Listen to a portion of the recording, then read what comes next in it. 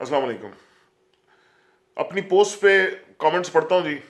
कम से कम एक मुझे जो एक सेटिस्फैक्शन मिलती है वो ये है कि there are so many people. अब जिस तरह शऊर फैल रहा है जी, जो नाइंसाफियां इस कौम इस मुल्क के साथ की जा रही हैं, लोगों को साफ नजर आ रहा है, समझ आ रही है। ये जो हुक्मरान है, ये जो आला मनसब पे बैठे हुए हैं, जिन पे इंसाफ करने की जिम्मेदारी है जी, ये अगर समझते हैं कि इस 21वीं सदी के अंदर ये ये नाहक पे चल के, करप्शन करके, हैं जी, गरीब का हक मार के, इस मुल्क की इस कौम का हक मार के अगर ये समझते हैं ना they can get away with it, तो buddies I got news for you. This is not the 19th century anymore.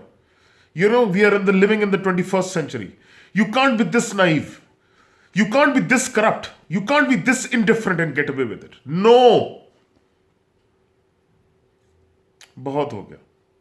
अगर ये इतने, वो कहते हैं ना बेहिस हो चुके हैं कि ये समझते हैं कि अवाम को इंसाफ सिर्फ रोडों पे जाकर ही मिलना चाहिए, तो भाइयों हम तैयार हैं रोड पे निकलने के लिए दोबारा,